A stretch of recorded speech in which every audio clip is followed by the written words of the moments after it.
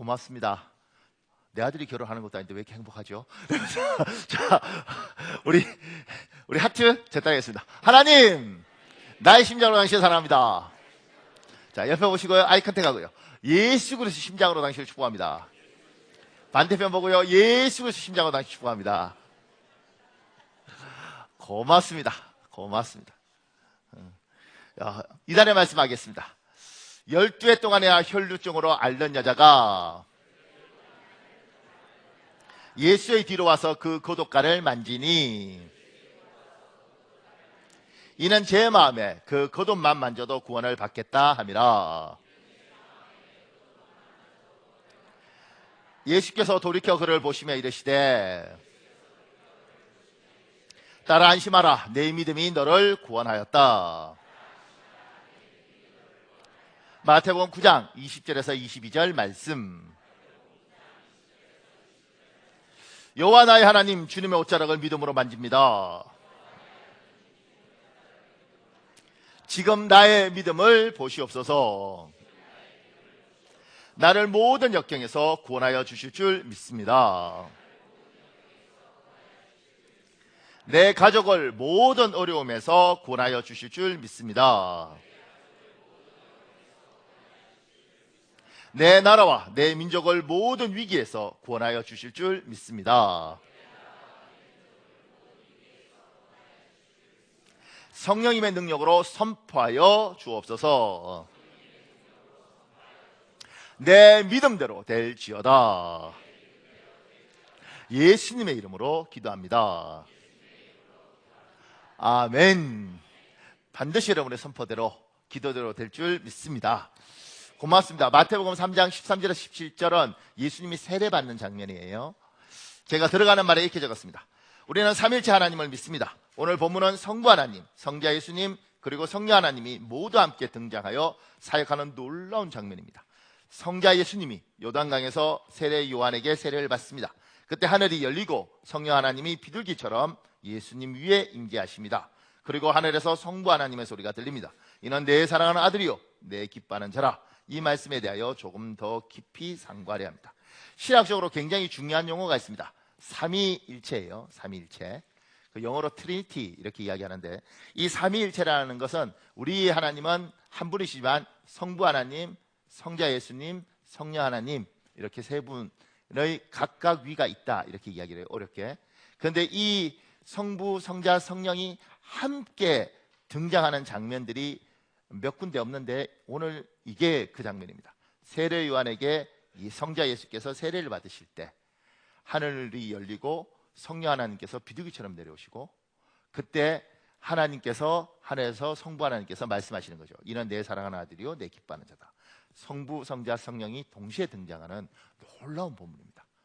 제가 늘 느끼는 거지만 신학적으로 이렇게 놀라운 본문이라고 이야기할 때 여러분은 이걸 보고 놀랍다고 이야기하는 저를 보면서 참 놀라운 사람이네 이렇게 생각을 내어보죠. 굉장히 놀라운 장면입니다. 그 밑에요. 큰 이번에요. 하늘이 열리고 하나님의 성령이 비둘기같이 임하심을 보시더니, 작은 일본에요. 우리는 하나님이 두 가지 거룩한 예식을 우리에게 주셨다고 믿습니다. 하나는 성찬이고 하나는 세례입니다. 성경은 읽는 말씀이라고 합니다. 설교는 듣는 말씀이라고 합니다. 그리고 성찬과 세례는 보는 말씀이라고 합니다. 세례는 우리에게 정말 귀중한 예식입니다. 우리하고 캐톨릭하고 좀 다른 성경을 해석하는 법이 있는데요. 그 중에 하나가 뭐냐면, 우리는 하나님이 우리에게 주신 거룩한 예식, 하나님이 그 예식을 할 때 함께 하겠다 하는 것이 우린 둘밖에 없습니다. 그게 뭐냐면 성찬식과 세례식입니다. 근데 캐톨릭은 여기에 이제 결혼식도 넣고 뭐 이렇게 넣어요. 그러니까 우리하고 좀 다르죠. 그러니까 그래서 우리는 성찬과 세례는 그냥 예식이 아니고요, 하나님이 주신 예식이고, 그때는 하나님이 함께 해주신다 이렇게 믿는 겁니다. 그래서 성찬식 같은 경우에는 세례받지 않은 사람은 참석할 수가 없습니다. 그래서 우리는 이제 기도붕해라는 거 하면 철야 때 하잖아요. 철야 때는 왜냐하면 다 세례받은 사람들이 오니까. 그런데 주일날은 지금 여기서 성찬식을 하면 세례 안 받은 분들은 성찬에 참석할 수 없습니다. 그러니까 이제 같이 예배당에 있음에도 불구하고 마음이 많이 상하죠. 왜 나는 저걸 안 주는가? 우리는 엄격하게 같이 예배를 드리지만 세례교인과 세례교인 아닌 것들을 구분합니다. 세례교인이라는 것은 하나님을 믿겠다고 고백하고 세례를 받은 사람이 세례교인인 거예요. 그리고 지금 우리 교회 같은 경우는 세례식을 주기 위해서 아주 특별한 경우를 빼놓고 중환자실에 있고 이러지 않는 경우에는 1:1 성경 공부라는 13주짜리 성경 공부를 하고 난 이후에 세례식을 허락합니다. 그리고 이 당시 옛날에는 3년을 성경 공부를 해야지 세례식을 받을 수 있습니다. 그러니까 아무나 세례교인이 되는 게 아니에요. 그러니까 여러분이 세례받은 세례교인이면 행동을 잘 하셔야 됩니다. 그리고 그 사람들에게 특별하게 세례식에, 성찬식에 참석할 수 있도록 기회를 주는 거죠. 그리고 이 성찬식에 참여할 수 있는 기회를 세례받은 사람만 받을 수 있으니까 세례식은 특별히 하나님이 자기 백성이 되는 걸 모든 사람 앞에 공개하는 엄청난 예식입니다. 그 밑에요, 모든 세례식 순서를 정성을 다해 준비했어도 세례식 가운데 성령 하나님의 임재가 없으면 우리만의 잔치, 사람들만의 예식일 뿐입니다. 은혜로운 세례식이 되려면 성령님의 임재가 예식 가운데, 예식에 참석하는 우리 가운데 반드시 함께 있어야 합니다. 요한복음 3장 5절에 있습니다. 여러분 읽으십시오. 시작.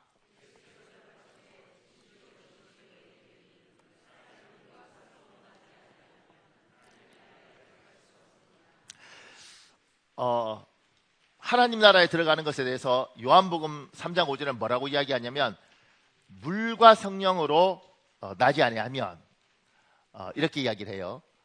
그래서 이게 물로 나는다고 이야기할 때 요걸 우리는 이제 이걸 세례식으로 형태를 이야기하는데, 물 그리고 물과 성령 이렇게 되어 있지 않습니까? 그 원래 이게 헬라어로 보면, 그리스어로 보면 물과 성령, 이게 카이예요. 카이 중간에 물 즉 성령 이렇게 해석을 하는 겁니다.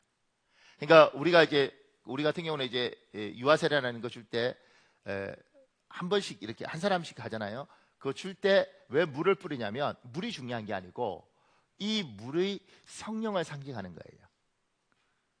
그래서 성령이 눈에 보이지 않으니까 물을 세례를 줄 때 물 즉 성령으로 이렇게 이야기하는 겁니다. 그러니까 물 세례를 받을 때 성령 세례가 함께 있을 거라고 우리 눈으로 보여주는 것이죠. 그러니까 물 세례만 있으면 되는 게 아니라 물로 세례를 줄 때 성령 세례도 함께 받는 거예요. 물 즉 성령이. 그러니까 물은 상징인 거죠. 물이 중요한 게 아니라 성령이 중요한 겁니다. 그 밑에요, 요한복음 1장 33절 여러분 읽으십시오. 시작.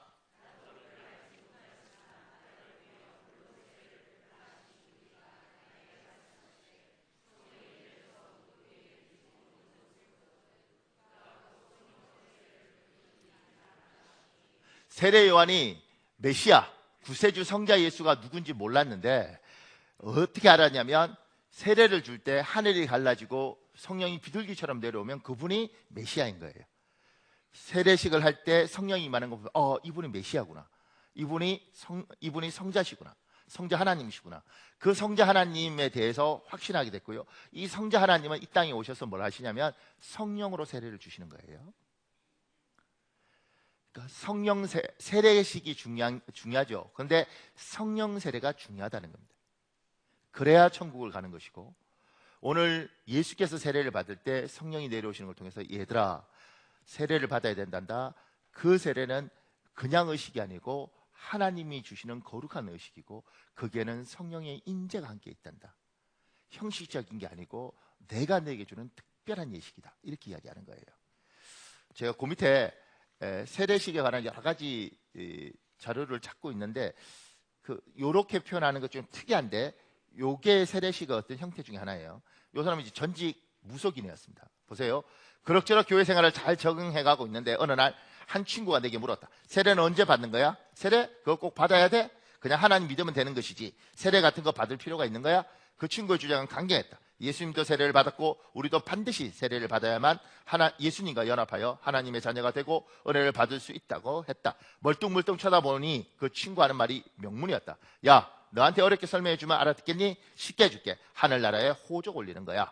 가만히 생각해보니 사람도 태어나면 호적에 올리는데 그럼 나도 하늘나라에 호적을 올려야 하는 것이 아닌가 하는 생각이 들었다. 근데 부담스러웠다. 세례를 받으려면 교회에 등록을 해야 하고, 그러다 보면 구역 예배 등에도 참석을 해야 하고, 어쩌다 주일이나 구역 예배를 빼먹으면 표가 날 것 같기도 하고 아무튼 여러 가지로 불편할 것 같아 그냥 세례를 받지 않고 다녔다. 하지만 교회를 다닐수록 견딜 수가 없었다.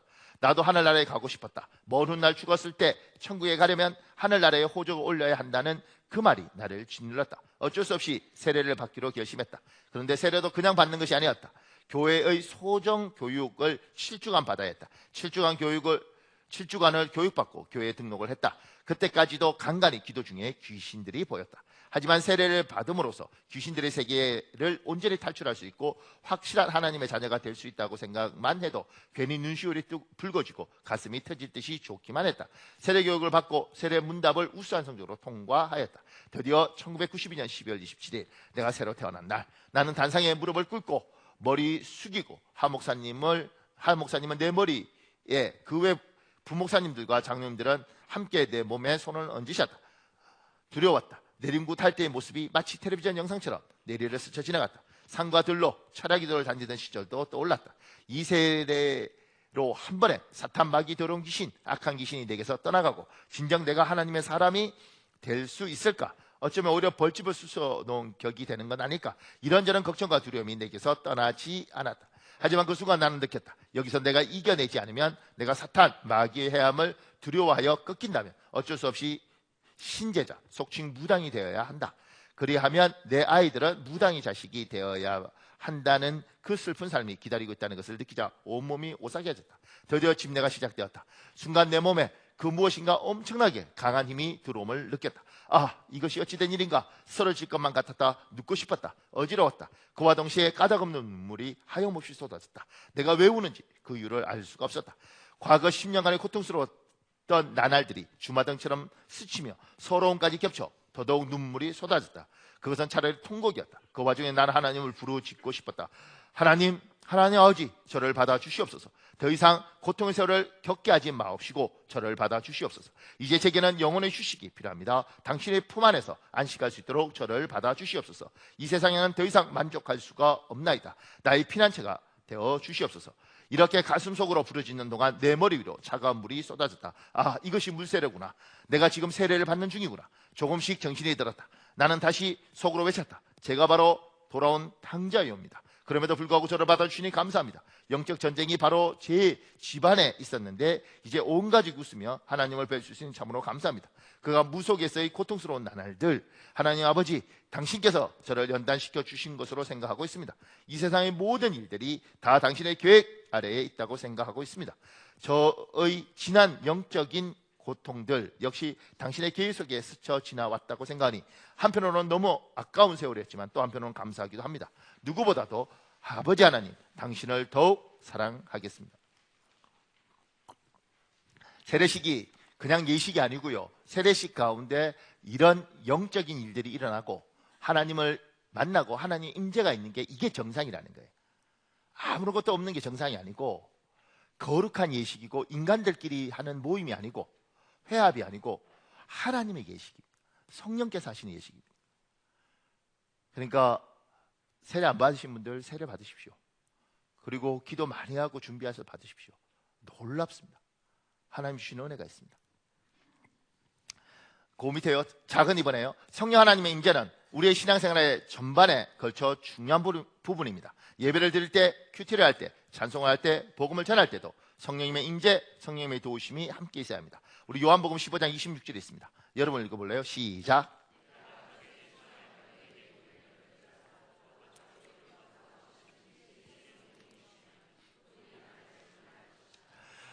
성령님이 비둘기처럼 내려오셨다고 그러잖아요. 성령님이 이 땅에 오셔서 하시는 일이 무엇인가? 성령님은 예수 그리스도가 하나님이라는 걸 증명하시는 겁니다.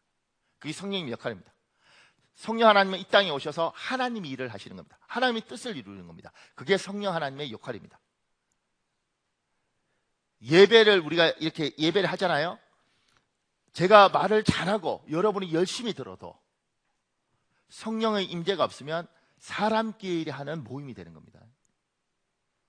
제가요 목회를 하면서 배우는 게 있어요. 그 중에 하나가 제가 완벽주의적인 속성을 가지고 있습니다. 그게 안 된다는 거 알고 내려온 지 오래됐는데도 그게 있습니다.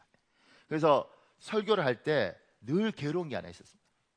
이를테면 90%의 성도가 눈물을 흘리고 해도 10%가 은혜 못 받을 수 있잖아요. 그러지 않겠습니까? 그때마다 늘 저는 저를 학대했습니다.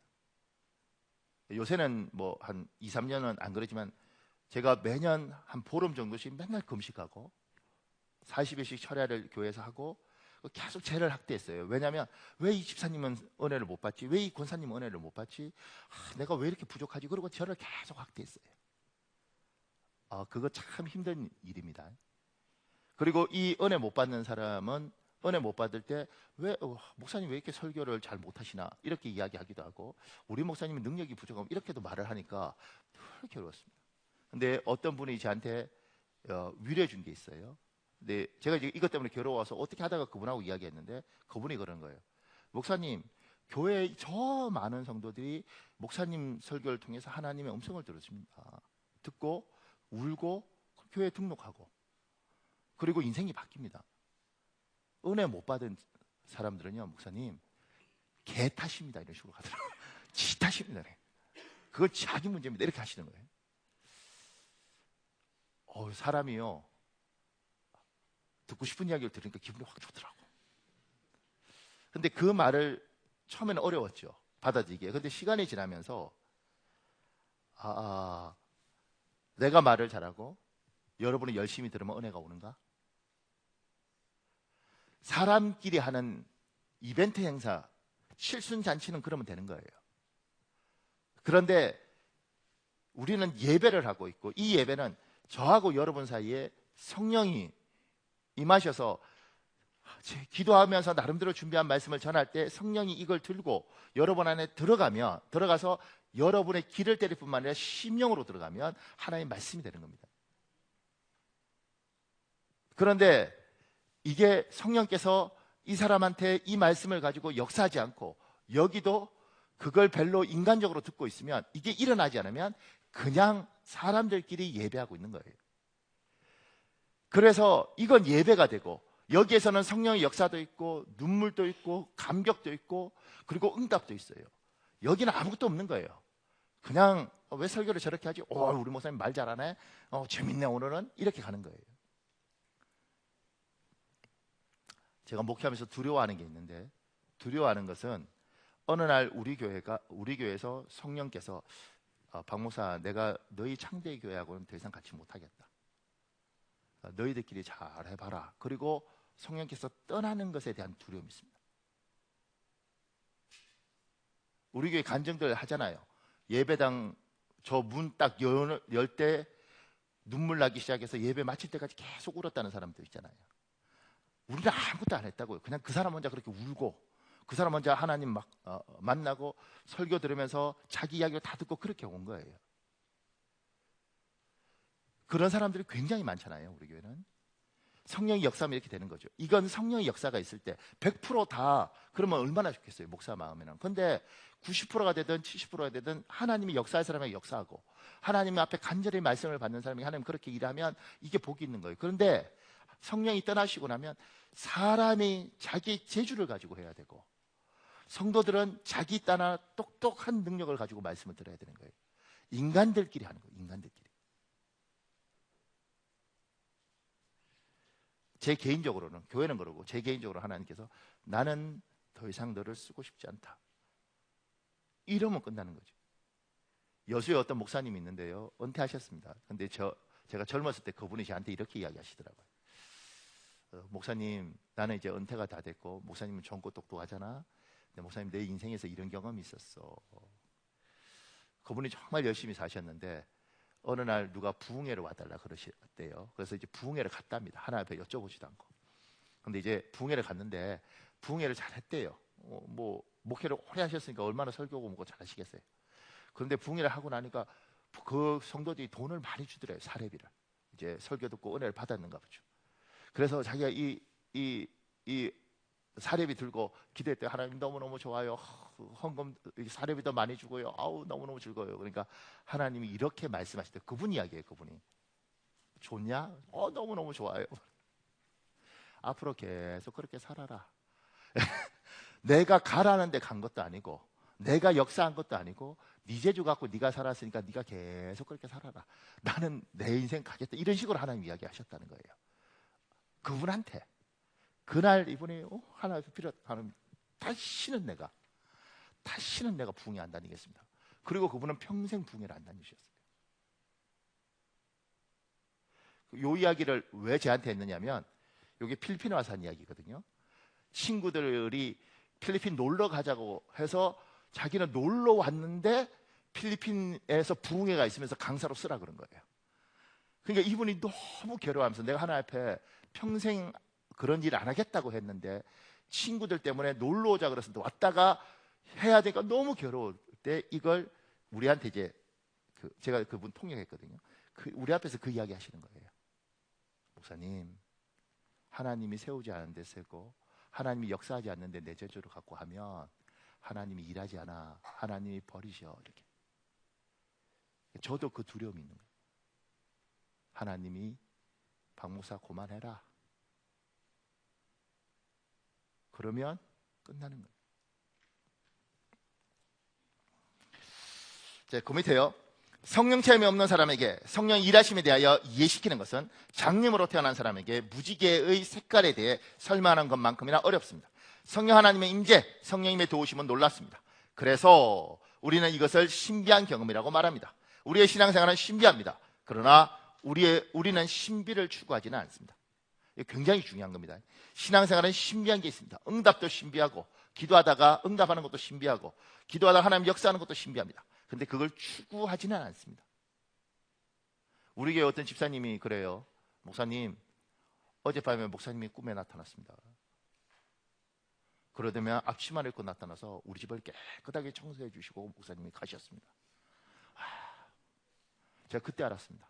난 늘 24시간 피곤해요. 꿈에 내가 청소하라. 굉장히 신기하잖아요. 이제 그런 일들이 그냥 꿈이 아니고 뭐가 있는 거예요. 이쪽에는 그런 신기한 일들이 있죠. 하나님 어느 교회를 가야 됩니까?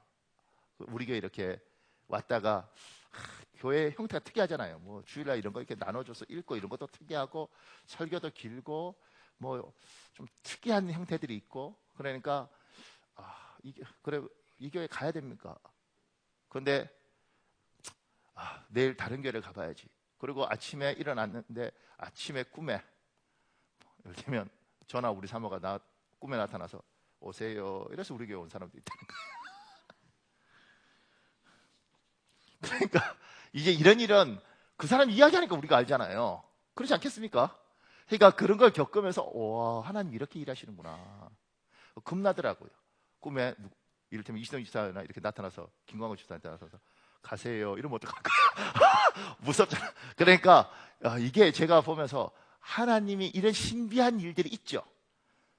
그런데 신비한 일들이 있기 때문에 신기는 안 돼. 신비한 걸 추구하진 않아요. 우리는 그걸 쫓아가진 않아요. 그 밑에요. 신비한 경험만을 추구하고 그것을 쫓아가는 신앙생활을 우리는 신비주의라고 부르며 경계합니다. 신비주의 신앙생활을 하면 반드시 문제가 발생합니다. 인간관계가 파괴되어서 정상적인 가정생활, 사회생활을 할 수 없습니다. 사람의 이성을 무시하고 대화가 통하지 않는 사람이 될 가능성이 많습니다. 신비한데 신비를 추구하면 신비주의가 됩니다. 그러면 이게 굉장히 힘들어지는 게 뭐냐면 제 모교회에요. 전도 많이 하는 권사님이 있었습니다. 그분 정말 귀해요. 그러니까 이제 그리고 기도를 많이 하시니까 하나님이 이분에게 말씀하는 것도 잘 들으세요. 저는 그분이 하나님의 음성이라고 그러면 웬만하면 믿었어요. 제가 목사이고 그분이 권사이긴 하지만 귀한 사람이었거든요. 근데 어느 날 헷갈리는 일이 생겼어요. 늘 하나님의 음성을 듣는 분인데 이분이 교회에 온 지 얼마 안 되는 자기가 전도했는데 온 지 얼마 안 되는 그 집사한테서 돈을 빌렸어요. 근데 어느 날 이 집사님이 권사님 저기 좀 제가 급한데 그때 빌려줬던 돈 좀 돌려주시면 안 돼요? 이렇게 했다는 거예요. 그럼 이를테면 돌려주든가 아니면 집사님 미안한데 좀 기다려줘 이러면 될 텐데 놀라운 답변을 합니다. 이 권사님이 뭐라고 하는지 아세요? 내가 돌려주려고 이렇게 했는데 기도하는데 하나님이 주지 말래. 주지 말래. 그리고 뭐라고 그러냐면 주면 얘가 교회 떠난대. 안 줬어요. 이 집사님이 돈 떼먹은 권사님이 있는 판국에 그것도 하나님 응답 썼는데 이 교회에 나오고 싶겠냐고. 귀한 사람이에요. 귀한 사람인데 문제는 뭐냐면 내 응답이 틀릴 수 있는 거잖아요. 그리고 무슨 일들을 할 때 우리가 응답을 받을 수 있지만 그게 틀릴 수도 있고 잘못 받을 수도 있고, 저는 제가 하나님의 음성을 잘못 들을 수 있다고 생각합니다. 그 인정하는 게 굉장히 중요한 겁니다. 근데 너무 신비를 추구하는 사람들, 그걸 넘어서 신비주의가 되면 자기가 받은 응답은 다 맞아요. 제가 우리 당회할 때 놀라운 이야기를 합니다. 대한민국 목사 중에 누구도 하지 않은 이야기를 제가 합니다. 제가 우리 당회할 때 우리 장로님들한테 했던 말이 있습니다. 장로님, 우리 너무 영적으로 자꾸 그러지 말고 우리 상식적으로 결정합시다. 상식적으로.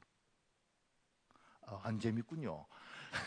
보통은 장로님들이나 이런 분들이 무슨 이야기하면, 장로님들, 우리는 영적인 사람들 아닙니까? 기도하고 영적으로 결정합시다. 이게 목사가 이야기를 하죠. 이런 건 모르세요? 목사는 자꾸 목사님 이게 상식적으로 이건 굉장히 위험하고 이거 어렵습니다. 무슨 소리입니까? 기도하니까 응답이 오고 하나님, 여러분 믿음으로 영적으로 이렇게 목사가 이야기하죠. 장로님들이 목사님 그 하나님 그러시면 그러는 것 같지만 근데 현실성이 없습니다. 이렇게 이야기하기에 정상이잖아요. 제가 우리 장로님들한테, 장로님 뭐 기도하고 은혜가 많은 사람들이지만 제가 당뇨할 때 이렇게 하죠. 상식적으로 합시다. 상식적으로. 왜냐하면 그래야 성도들이 이해를 하고 성도들이 따라옵니다. 상식적이지 않으면 우리 응답이 맞을지는 몰라도 성도들이 감당이 되지 않고 등을 돌립니다. 그러면 당회가 존경을 못 받습니다. 결정을 할 때 상식적인 결정을 해요. 상식. 신비주의가 너무 심하면 상식이 무너집니다.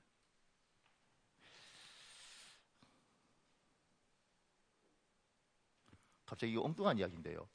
대사나 기도했더니 하나님이 소희가 네 여자다 이렇게 이야기를 하대? 소희야, 네가 막 기도를 하니까 하나님이 대산이가 네 남자다 이렇게 이야기를 하대? 상식적으로 결정해야 됩니다. 상식적으로. 그러니까 응답하면 너무너무 좋고요. 그리고 응답을 둘 다 받아야 되는데 저 친구들은 참 괜찮은데 어떤 경우는 제가 늘 그러지 않습니까? 모든 교회에는요 탁월하게 예쁜 자매가 있으면 남자애들이 너무 신령해져서 하나님 응답을 들어요. 저 여자가 네 여자다. 놀랍습니다. 제가 청년부 옛날에 활동할 때 이제 서울에 있는 대학생들 한 40명 모여서 있는데요. 남자애들이 응답을 받았어요. 저 여자애가 네 여자다. 근데 그게 한 4명인가 동시에 받았는데 그중에 쌍둥이도 있었거든요. 남자도 쌍둥이인데 걔들도 동시에 받았어요. 제일 예쁘네. 그 당시에 고려대학교 다니는 일본에서 이렇게 자랐다가 고대에 들어온 여자인데요. 너무너무 참하고 그 당시에 한국 사람들이 생각하는 여성상이었어요. 애들이 다 응답을 받았어. 저 여자는 더 웃긴 건 나도 받았어. 감동이 자꾸 와. 그러니까 상식적이야, 상식. 보세요, 조금 더요. 근데 이제 이게 꼭 상식만 가면 안 돼요. 이게 참 어렵습니다. 신비주의에 대한 우려 속에서도 만약 우리의 신앙생활에 성령님의 임재, 성령님의 일하심이 없다면 우리가 아무리 부지런히 예배하고 성경 읽고 설교 듣고 찬양해도 인간적 행위, 사람들끼리의 잔치가 될 뿐입니다. 신앙생활이 아니라 문화생활이 됩니다. 지금 이 글은 굉장히 의미 있는 글입니다. 보세요. 러시아 칼리노브스카에서는 사제가 시골 아이들에게 사탕을 나눠주기 시작하면서부터 주일학교 참석률이 높아졌다. 제일 열심인 아이 가운데 싸움을 좋아하는 들창고 소년이 있었는데 그 아이는 아주 경건하게 성경을 암송한 다음 상품을 주머니에 챙겨서는 밭으로 달아나 우적우적 먹었다. 사제는 그 소년을 좋아하여 교회 학교에 참석하라고 설득했다. 그리고 다른 상으로 유인하여 그 아이에게 용케 사복음서를 가르쳤다. 아이는 사복음서를 몽땅 외워 교회에서 청산유수로 암기했고 그래서 특별상을 받았다. 60년이 지났어도 그 사람은 여전히 사복음서를 한 단어도 틀리지 않고 암송할 수 있었다. 현재 그 영혼이 어디에 있는지 아무도 모른다. 그의 몸이 묻힌 사늘한 땅 위에는 니키타 후르시초프라는 비명이 새겨져 있다.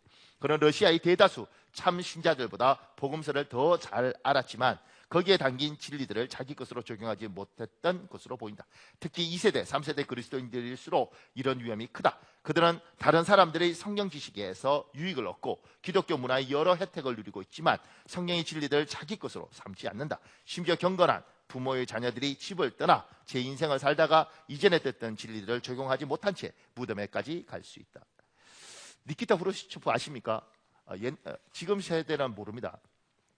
이 사람은 지금 러시아가 되기 전에 소련 있지 않습니까? 소비에트 연방공화국 있을 때 그때 서기장이 지금 뭐 주석 이런 거지 않습니까? 대통령. 근데 스탈린이 죽고 스탈린 다음에 서기장이 됐던 사람이 니키타 후르시초프입니다. 그러니까 그 당시에 러시아 종교가 존재하고 있었기 때문에 어렸을 때 러시아 종교를 다닌 거예요. 그리고 사복음서를 다 외웠다는 거예요. 이 사람이 머리가 워낙 좋아서. 이 사람이 2장짜리 연설문을 했는데요, 그걸 150페이지를 풀어 쓴 책을 제가 봤습니다. 굉장히 철학적으로 깊은 사람이에요. 그런데 이 뛰어난 머리를 가지고 성경을, 사복음서를 다 배웠다는 거예요. 저는 제가 이 예화를 여러분한테 이렇게 읽어주려고 제가 아주 옛날에 이 책을 읽었는데 제가 어저께 1시간 반 찾았어요. 어디 있는지 잘 기억이 안 나더라고요. 1시간 반 계속 기도하면서 하나님 이걸 꼭 이야기해주고 싶습니다. 근데 이 예화가 왜 가슴이 아팠냐면, 저는 이걸 읽었을 때 저희를 이렇게 가르쳤잖아요. 하나님 말씀은 살아있어, 살아 운동력이 있어, 혼과 영과 관절골수를 찔러 쪼개고, 이렇게 말씀을 외워야 됩니다. 말씀을 들어야 됩니다. 그러면 믿음이 생깁니다. 그러면 사람이 변하는데, 이렇게 가르쳤잖아요. 근데 이 사람은 사복음서를 다 외웠어. 근데 왜 예수를 안 믿는 거야? 이게 저를 너무 아프게 하더라고요. 성경 말씀을 가지고 성령 하나님께서 증거하시고 역사하시고 가슴을 때리면 이 사람이 바뀌는 거예요. 성경 말씀을 가지고 역사하지 않으면, 성령께서 운행하지 않으면 이게 그냥 글자인 거예요. 그래서 불교 스님들 중에 성경에 대해서 굉장히 많이 아는 사람도 있고, 그 다음에 도울 김용옥 같은 사람은 도마복음, 요한복음을 푼다고요. 하버드 내에 나왔잖아요. 그 똑똑한 사람이 풀어요.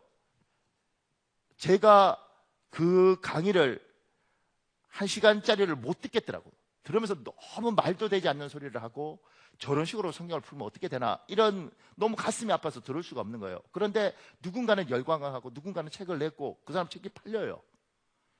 심지어 목사들 중에 동조하는 사람도 있고. 왜 그러냐면 논리적으로 다 풀 수 있는 거죠. 논리적으로 다 풀 수 있는데 거기에 그 사람만이 가진 지식과 그 능력으로 풀면 그냥 책이 되는 거예요. 그냥 철학책, 그냥 희한한 책이 되는 겁니다. 우리가 왜 믿음이 생겼냐면, 이 성경을 읽었는데 이 성경을, 성령께서 이 말씀을 가지고 우리 심령을 꽂고 들어오니까 우리의 영이 변화되면서 하나님을 알게 된 거죠. 말씀이 말씀되려면 그 말씀을 성령이 들고 와야 되는 거예요. 이 예배 시간에 제가 하는 설교가 하나님의 말씀이 되려면, 제 스승 중에 지금 요르단에 계신 그 목사님 한 분 계신데, 그분이 저한테 하셨던 말씀이 이거예요. 박현우 목사, 설교를 하지 말고 말씀을 전해. 이해가십니까 여러분? 박 목사, 설교를 하지 말고 말씀을 전해. 설교는요, 공부 열심히 하면 할 수 있습니다.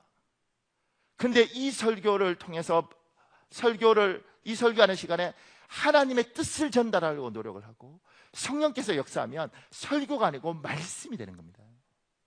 우리 교회에 변화된 사람들 굉장히 많잖아요. 사람 많이 변했습니다. 그리고 그 많이 변한 사람이, 난 이 사람이 얼마나 인정하는지 모르겠지만 우리는 인정을 해요. 사람 참 많이 변했습니다. 고미라 집사님 많이 변했잖아요. 안 변한 것 같아요? 김희애 집사님 많이 변했지. 몰라요? 고마워요. 지금 변한 거예요. 몰라요 이게. 왜냐하면 옛날에 왜 내 이름 불러요? 미안합니다. 그러잖아. 우리 교회 정말 변한 사람 많죠. 제가 지금 여기서부터 쭉 하면서 이야기하면 걸리는 사람 많습니다. 우리 교회 사람이 변하겠어요? 아니, 말 몇 마디 한다고, 이 설교 1시간씩 듣는다고 변하겠어요? 안 변한다고. 사람 말로 사람이 잘 안 변해요. 여러분 아시지 않습니까? 하나님께서 이 말 가운데 역사하면 그 말씀이 내 말씀이 되는 거예요. 그리고 아파. 남편을 사랑해라. 누가 모르나? 남편을 세워줘라. 누가 모르나? 알아요. 알아요. 근데 목사님 그거 세우고 싶겠어요? 이렇게 반응한 사람도 많아요. 설교를 들은 거죠. 목사의 이야기를 그냥 들은 거예요. 근데 누군가는 여러분 가정을 세우십시오. 근데 성령께서 이 말씀을 듣고 그 사람한테 가서 세워! 네가 은혜 받은 사람이라면 세워! 하나님 내가 얼마나 상처받은지 아십니까? 왜 세워야 됩니까? 네가 내 백성은 내 말을 듣고 세워! 그래야 얘야 네가 하는 행복이라는 건 네가 찾고 싶은 걸 찾을 수 있다. 네가 그렇게 행복하고 싶다며 그러면 네 남편을 세워! 그래야 행복하다. 근데 네가 세우지 않는데 어떻게 행복하겠냐? 행복하게 해달라며 그러면 세워라. 하나님하고 이렇게 부딪히면서 두 손 드는 거예요. 눈물 흘리면서. 우리 교회 우는 사람들 많잖아요. 은혜 받아서 우는 사람도 있고요, 열 받아서 우는 사람도 있습니다. 하나님 맨날 남편 생기라고. 은혜 받아서 우는 게 열 받아서. 왜 내한테 맨날 그러세요 이렇게. 그래도 하나님 시키는 대로 온 사람은 인생이 변하고 가정이 변해요. 우리 교회 그렇게 변한 사람들 많잖아요. 하나님의 능력이 말씀을 가지고 역사하면. 그런데 그러지 않으면 말씀이 아니고요, 그냥 이야기입니다. 제가 요새 새벽에 설교하면서 신학자 책을 하나 보는데 그 사람은요 독일에서 공부를 했어요. 박사인데 그 사람 책을 읽고 있으면요 너무너무 똑똑합니다. 그리고 가슴이 아픕니다. 이 많은 지식을 가진 이 사람이 신앙이 제대로 안 돼 있어요. 영적인 거 뭐 이런 거 할 때마다 이런 이야기는 다 우한데 이런 걸 믿는 멍청한 대한민국 목사들이 많이 있습니다. 이렇게 써놨어요. 그 사람 이야기 들으면 내가 멍청한 거예요. 그 책 꾸준히 보면서 마음 아프다. 이 사람은 성령께서 이 사람 마음에 얘야 성경은 내 이야기다. 우습게 보이지만 그건 내가 적고 내가 역사하는 이야기다. 이게 안 들린 거죠. 사랑하는 여러분, 우리는 신앙생활은 신비하지만 신비를 추구하지 않습니다. 근데 반드시 신비한 이유는 성령께서 역사하기 때문이었습니다. 하나님의 성령께서 여러분에게 역사하시길 우리 주 예수 그리스도 이름으로 축복합니다. 오늘 예배 가운데도 성령께서 운행하시고 역사하시고 여러분이 들은 말을 듣게 하시길 예수님으로 축복합니다. 고맙습니다. 그 밑에 3번에요. 이는 내 사랑하는 아들이요 내 기뻐하는 자라 이렇게 이야기하지 않습니까? 세례받고 올라오실 때 성령이 내려오실 때 성부 하나님 이야기합니다. 작은 1번에요. 하나님 우리를 사랑하십니다. 이것은 분명한 사실입니다. 내 처지가 어렵고 상황이 힘겨지면 이 사실을 의심합니다. 의심하지 마십시오. 하나님은 우리를 위하여 자기 아들 예수 그리스도를 죽음으로 몰아넣으셨습니다. 예수의 생명과 우리를 교환할 만큼 하나님은 우리를 사랑하셨습니다. 곳곳에 십자가를 세우는 이유는 십자가를 볼 때마다 우리를 향한 하나님의 사랑을 확신하라는 것입니다. 로마서 5장 8절이 있습니다.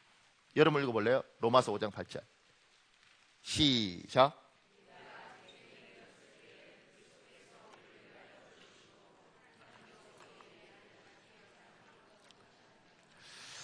예수님은 하나님은 자기 사랑을 확증하셨습니다. 뭐라고 확증하셨냐면 예수 그리스도를 죽임으로써 확증했습니다. 누구한테 물어볼까요? 물어볼 사람이 없네요. 만약 제 아들이 우리 큰아들이 저한테 아버지가 저를 사랑하셨다고요? 저는 그렇게 생각하지 않습니다. 이렇게 말하면 내가 어떻게 할까? 저는 이렇게 말하겠습니다. 23년 동안 네가 지금까지 밥 먹은 거 다 토해내. 내가 24년 동안 너를 먹이고 입혔는데 사랑하지 않으면 그렇게 했겠냐? 더 놀라운 건 저희 집에서 보면 놀라운 일이 있습니다. 먹다가 맛있는 거 이렇게 있으면 애들이 컴퓨터 하면 할머니가 가서 이거 좀 먹어. 그럼 애가 이러면 우리 막내를 위해서 할머니가 굽던 고기를 들고 가서 이렇게 먹입니다. 먹이면 애가 게임을 이렇게 합니다. 내가 공부를 하고 먹이면 난 이해를 하겠어. 게임을 하는데 그걸 막 먹여. 그리고 애가 그만 먹을래 그러면 할머니가 이렇게 말하죠. 한 점만 더 먹어. 제가 늘 이러죠. 어머니 그렇게 하지 마세요. 어머니 평생을 내한테 그렇게 해서 아시잖아요. 쓸데없는 짓이라는 것. 그렇게 하지 마세요. 그렇게 말씀을 드려도 이게 안 됩니다. 하나님이 여러분을 사랑한 것, 지금 이제 이때면 저와 제 자식이 부딪힐 수 있고 여러분과 여러분 아이들이 부딪힐 수 있지만 그건 그거고, 사랑하지 않으면 이만큼 키웠겠어요? 주님이 사랑한 건 분명한 겁니다. 그런데요, 오늘 하늘 문이 열리고 이는 내 사랑하는 아들이요 내 기뻐하는 자라 그러지 않습니까? 그 밑에요, 사랑하는 것과 기뻐하는 건 별개입니다. 부모가 자기 자녀를 사랑하는 것은 당연합니다. 그러나 우리의 어떤 생각과 행동은 하나님을 아프게 하고 슬프게 합니다. 그분에게는 우리를 향한 기쁨을, 그분에게서 우리를 향한 기쁨을 빼앗아갑니다. 사랑하는 것하고 기뻐하는 것하고 별개입니다. 사랑하지만 그 행동이 예쁘지 않습니다. 내가 내 아들을 사랑하지만 그 아이가 어디 가서 누군가가 싸움을 하고 그 아이를 밀어서 병원에 입원시키면 그 행동은 예쁘지 않습니다. 사랑하지만 이 아이가 어디 가서 물건을 훔치면, 사랑하지만 그 행동은 예쁘지 않습니다. 기쁘지 않습니다. 사랑하는 거하고 기뻐하는 건 다릅니다. 하나님이 여러분을 사랑하는 것에 대해서는 부정하지 마십시오. 그런데 하나님이 여러분을 기뻐하는 것에 대해서는 질문하셔야 됩니다. 그래서 잠언 6장 16절 19절에 하나님이 미워하시는 게 있습니다. 하나님이 역겨워하시는 것이 있습니다. 그 밑에 작은 이 보네요. 우리가 어떻게 하면 우리를 사랑하는 하나님을 기쁘게 해드릴까? 그분이 우리를 사랑할 뿐만 아니라 기쁘게 해드리려면 어떻게 해야 될까? 여러 가지가 있는데 오늘 이 시간에 하나님 우리에게는 이걸 요구하시는 것 같습니다. 그 밑에요, 우리의 행위 중 하나님을 기쁘게 해드리는 것이 있습니다. 그분을 웃게 만드는 것이 있습니다. 그 중에 하나가 용서입니다. 하나님은 용서하기를 결단하는 우리를 기뻐하십니다. 용서는 우리를 복된 길로 들어서게 합니다. 우리 누가복음 17장 3절 4절 있습니다. 여러분 읽어볼래요? 시작.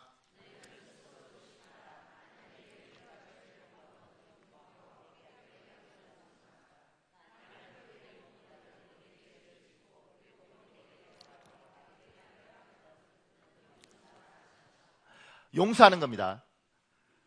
하나님을 기쁘게 하는 행동이 여러 가지가 있는데 그 중에 지금 오늘 이 자리에 어쩌면 하나님 우리에게 요구하시는 건 용서해라, 이렇게 이야기하시는 겁니다.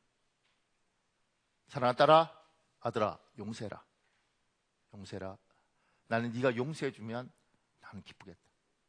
근데 네가 용서하지 못하고 그 분노에 차 있는 그 마음이 내가 가슴이 아프다. 그 밑에요, 용서해야 할 사람을 용서하십시오. 나를 많이 아프게 한 사람을 용서하십시오. 나에게 깊은 생채기를 남긴 사람을 용서하십시오. 왜 용서하는지는 지금 밑에 보세요. 어느 날, 미안합니다, 주일날 굉장히 불편한 이야기인데 이거는 여러분이 들어두면 좋을 것 같다는 생각이 듭니다.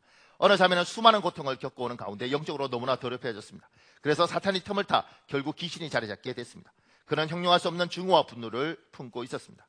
이 자매가 9살 때 바로 위 친오빠가 중3이었습니다. 엄마, 아빠가 집에 안 계시던 어느 날 이 오빠가 9살짜리 자기 동생을 성폭행하는 일이 벌어졌습니다. 그리고 너 엄마 아빠에게 이러면 죽인다 라고 협박했습니다. 그래서 엄마 아빠한테 말도 못했습니다. 그녀는 오빠가 너무나 무서웠습니다. 그런데 그런 일이 그날 하루로 끝나지 않았습니다. 엄마 아빠가 집에 안 계실 때 오빠는 여동생을 그덕그덕 성폭행했습니다. 그런 어느 날, 그날도 역시 엄마 아빠가 집에 없는 틈에 끔찍한 일이 벌어지고 있었습니다. 그런데 그날따라 엄마 아빠가 외출했다가 일찍 돌아오면서 이 장면을 목격하게 되었습니다. 그러나 그 일을 목격한 부모는 아들에게 한마디 꾸지람도 하지 않고 내 방으로 건너가라 라고 아주 조용히 말했습니다. 매를 들기는커녕 야단도 안 쳤습니다. 아들이기 때문이었습니다. 아들이기 때문에 무조건 떠받드는 그런 가정이었습니다. 그러나 성폭행을 당한 9살짜리 딸에게 돌아온 행편은 이만저만이 아니었습니다. 특히 아버지는 딸에게 몹쓸 욕을 하고 다그쳤습니다. 이놈의 계집애, 너는 아무짝에도 쓸모없는 계집애야. 오빠가 너한테 그럴 수 있어. 넌 오빠 말이나 잘 들어. 아버지가 술에 취해 돌아와도 오빠는 아들이라고 안 때리고 딸만 때렸다는 겁니다. 이런 아픔을 간직한 자매가 용서 기도를 시작하려고 하자 귀신이 요동치기 시작했습니다. 귀신 들린 자매였는지 저도 몰랐습니다. 근데 용서해서 산다고 강조하면서 용서 기도를 하자고 하고 실제로 용서 기도를 시작하자 목소리가 바뀌기 시작했습니다. 용서합니다, 이렇게 나와야 되는데 용 하더니 설할 말이 안 나왔습니다. 그리고 다시 용 하더니 목소리가 바뀌어 이런 말소리가 났습니다. 얘는 내 거야. 내가 얘를 통해 식구들을 모두 죽여버리고 얘도 죽이고 말 거야. 저는 예수님의 이름으로 명한다, 잠잠하라 라고 우선 귀신을 잠잠케 했습니다. 그리고 자매에게 기도를 그치도록 했습니다. 물론 그때 그냥 귀신을 쫓아내면 귀신이 나갈 수 있습니다. 그러나 문제는 그 다음입니다. 귀신이 나간 다음에도 이 자매의 영혼이 용서할 사람을 용서하지 않고 그냥 두면 더욱 악한 것이 들어옵니다. 그러므로 용서함으로 마음이 깨끗해지는 것이 중요합니다. 더 이상 용서 기도를 못하자 자매는 눈을 감고 땀을 많이 흘리며 헐떡거렸습니다. 온몸에 힘이 빠지는 듯 했습니다. 너무 힘들었습니다. 저는 자꾸만 눈을 감으려고 하는 자매를 붙들고 흔들었습니다. 그리고 자매에게 격려했습니다. 자매님 눈을 뜨고 저를 보세요. 힘이 들더라도 기도를 마치십시오. 그랬더니 하나님, 엄마, 아빠와 오빠를 용하는데 이번에는 입술과 혀가 그 자리에서 굳어버렸습니다. 그 자매 입이 굳어버리자 제가 다시 명했습니다. 예수님 이름으로 명한다. 귀신아, 너 손대. 너 이 자매 입에서 손대. 사탄이 무서워하는 기도 중에 하나가 바로 용서하는 기도입니다. 용서 기도를 하면 틈이 없어지고 그 사람에 대한 지배력이 없어지기 때문에 용서 기도를 못하도록 회방하는 것입니다. 자매는 다시 용서하는 기도를 시도합니다. 힘겹게 기도를 시작합니다. 하나님, 엄마, 아빠, 오빠를 용서합니다.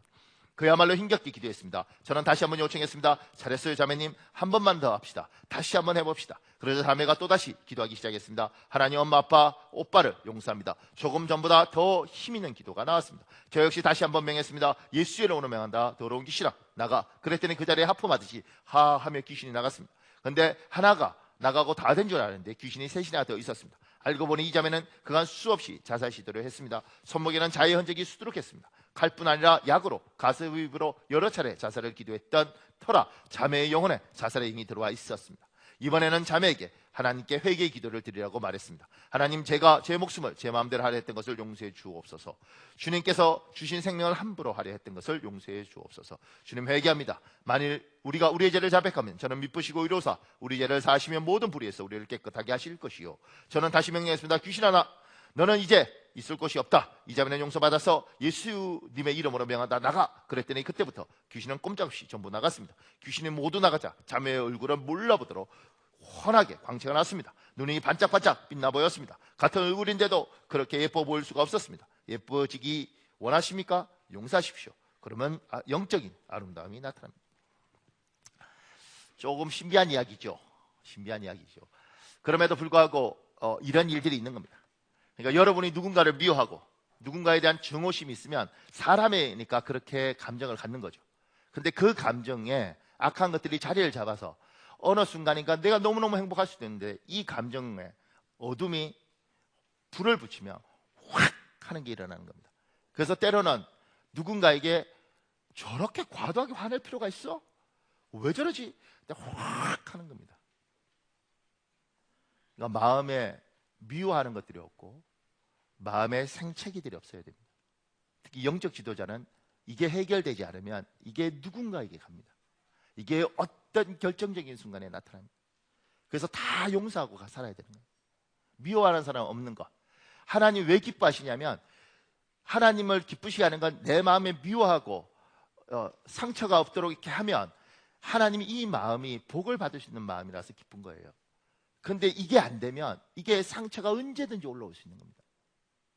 그래서 때로는 너무 과하게 반응하는 나를 보면서 왜 이러지 내가? 그때 미워하고 원망하는 이것이 여러분 안에 들어와 있는 겁니다.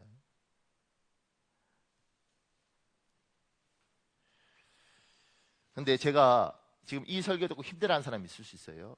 근데 보세요. 밑에 제가 이렇게 적었습니다. 용서와 화해는 다릅니다. 화해는 둘이 합니다. 용서는 혼자 합니다. 이게 이해가십니까? 화해라는 건 미안해, 그래 나도 미안해 이렇게 되는 것이 화해예요.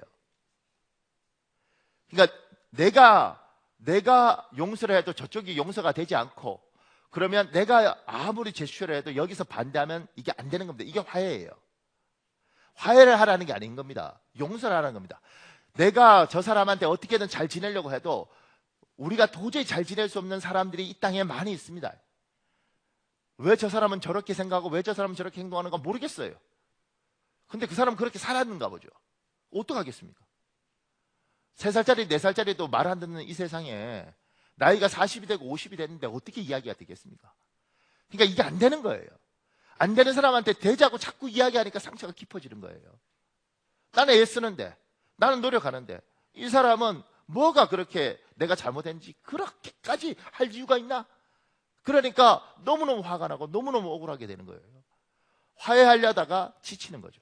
화해하라고 이야기하는 게 아니고 용서라는 건 뭐냐면 당신이 어떻든 간에 내 안에 당신에 대한 미움, 원망, 증오 이런 거 다 없애겠다는 거죠. 유치원에서요 애들 이렇게 보다가 퍽 이렇게 해갖고 유치원 문 닫고 뭐 이런 거 있지 않습니까? 우리 막 이렇게 욕하고 그러죠. 근데 제가 장난컨대 유치원 선생으로 여러분과 저도 가서 있으면 우리는 이 정도가 아니고 그냥 4살짜리 3살짜리 사람 미치게 하면요 정말 미치고 싶습니다. 대화도 안 되고 고집 부리고 뭐 밥 먹을 때 얻고 손으로 장난치고 뭐 응가하고 비비고 이러면요 미칩니다. 이러고죠. 그러니까 선생들이 유치원 선생들이 너무 힘든 거예요. 그렇다고 한 대 때리면 난리 나고.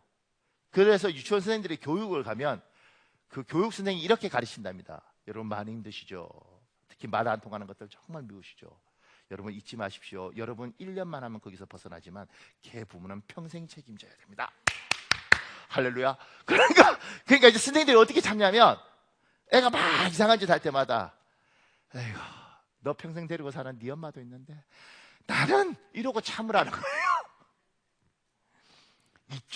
이쪽하고 화해할 생각은 아니고 얘는 얘대로 사는 것이고 내 안에 있는 미움과 원망을 없애라는 거예요. 이게 중요한 거예요. 여러분 억울하게 한 사람 있죠? 원통하게 한 사람 있죠? 그리고 그거 했는지도 모르고 평생 그냥 자기는 그냥 이렇게 사는 거예요. 볼 때마다 화나고 볼 때마다 분노하고 저것도 한번 당해봐야 될 텐데 이렇게 가는 순간 내가 망가지는 거예요. 어떡하겠어요? 그렇게 그 사람은 살겠지 평생은. 근데 당신 때문에 내가 망가질 수는 없잖아요. 용서한다. 뭐 네가 어떻게 살든지 간에 내 안에 있는 이 미움은 내가 정리한다. 내가 저 사람 미워해서 뭐 하겠는가? 내가 저 사람 원망해서 뭐 하겠는가? 내가 저 사람에 대한 분노, 잘 때마다 찔러 죽이고 잘 때마다 물어뜯는 생각에서 뭐 하겠는가? 이걸 다 버려버리는 거예요. 그래야 하나님이 우리에게 주시는 복을 받아요. 그래야 하나님이 우리에게 주시는 은혜를 주시할 수 있습니다.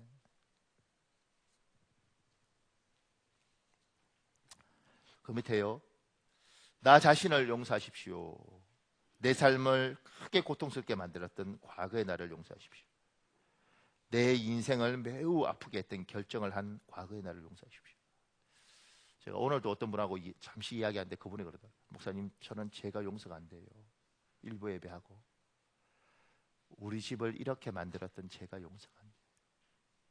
그의 잘못된 결정이 너무 힘든 과정을 만든 거예요. 과거가 너무 원망스러운 거죠. 여기에 매여 있으니 인생이 너무 슬프고 너무 아픈 거예요. 과거에 나도 누가 용서하냐면 나는 하나님이 용서할 뿐만 아니라 내가 용서하는 거예요. 가늠하다가 잡혀온 자매에게 하나님이 이렇게 말씀하시잖아요. 너를 정죄하던 자가 어디 있냐? 나도 너를 정죄하지 않는다. 그러니까 너도 너를 하지 말라고 이야기하는 거예요. 여러분의 과거에 매여 있지 마십시오. 내가 그때 왜 그러지 마십시오. 그때는 어렸고 그때는 30대였고 그때는 철이 없었고 그때는 결혼도 안 했고 그때는 아기도 안 낳아봤고 내가 참 잘못했네요. 하나님 내가 날 용서합니다. 앞으로 안 그러겠습니다. 그 밑에요. 하늘이 열리고 비둘기 같은 성령 하나님이 이곳에 임재하시길 기대하십시오. 성령님은 용서할 사람을 용서하도록 도우실 것입니다. 성령님은 나의 인생을 고통스럽게 만들었던 과거의 나를 내가 용서하도록 도우실 것입니다. 성령 하나님의 도움을 구하십시오. 그분이 지금 이 순간 우리를 도와주십니다. 우리 로마서 8장 26절 상반절만 있는데 여러분 읽어볼래요? 시작. 사랑하는 여러분, 우리 이 시간에 기도할 수 있습니다. 한 5, 6분밖에 기도하지 못할 텐데요. 이 시간에 하나님, 이 예배 가운데 이 시간 우리 문화생활이 아니라 하나님 성령이 임재하는 생활이 되었으면 좋겠습니다. 하나님이 이곳에 임재해 주셨으면 좋겠습니다. 우리가 기도할 때 우리만 기도하는 것이 아니라 하나님이 우리 기도를 도와주셨으면 좋겠습니다. 그리고 하나님 용서할 사람을 용서할 수 있도록 도와주십시오. 화해하는 것이 아니라 용서할 수 있는 용기를 주시고 과거의 나를 내가 용서할 수 있도록 성령님 도와주십시오. 우리 시간에 주여 한번 간절히 부르시고 우리 한 5분밖에 기도 못하는데 우리 5분만 기도하겠습니다. 주여 아버지 도와주십시오.